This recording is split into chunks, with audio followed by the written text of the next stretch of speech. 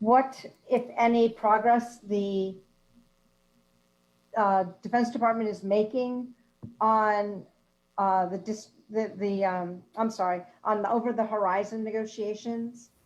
And can you talk a little bit about the Taliban and what progress they've made on district takeovers? How far do you think they've gotten? I've heard over 100 at this point. Can you talk a little bit about what the situation is on the ground with the Taliban? Thank you. On over-the-horizon capabilities, we continue to explore additional over-the-horizon capabilities with neighboring nations. I don't have any agreements that are inked to read out to you today, but General McKenzie, our State Department colleagues, and of course the Secretary himself is exploring this daily. We're still working through this.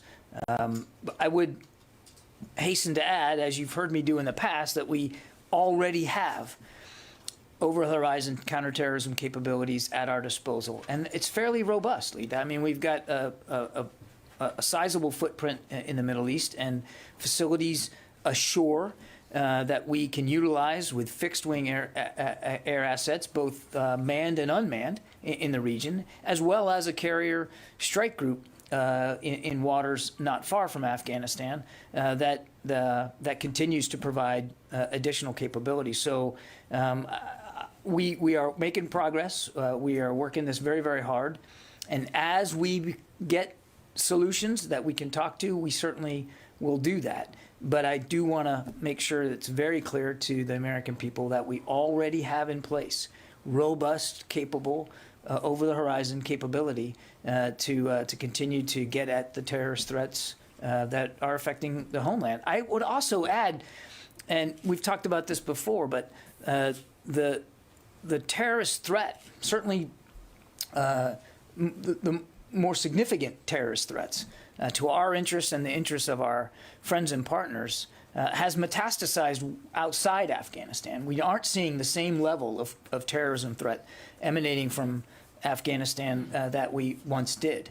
And that's a big reason why, in fact, the president had ordered the drawdown. I mean, we had accomplished the mission of not getting attacked from Afghanistan here on the homeland over the last 20 years. Doesn't mean we're taking our eye off the ball. Doesn't mean we're not going to try to maintain a focus on this or continue to have the authorities and the capabilities to go after terrorists that threaten the homeland from Afghanistan. But there are other places that threat has metastasized to.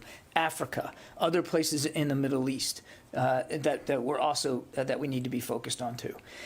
Your second question on the Taliban, I don't have an up-to-date operational assessment of Taliban advances. As you know, we don't talk about intelligence assessments, and I don't want to get into the habit of reading out the Taliban's military strategy. They have taken dozens of district centers. That is true, and we believe that they mean to threaten provincial centers as well. But I don't want to. I just don't think it would be useful for me to get into a TikTok of everything they've been doing on the ground. We are mindful of the security situation. We are mindful of the Taliban's advances, and that's why it is so important for us to continue to press for a negotiated political settlement to this war. That's why it is so important, as you heard the president just say, for the Afghan government and the Afghan military to use the capacity and the capability that they have and that we have helped them engender over the last 20 years to defend themselves, their government, and their territory and their people. Tara.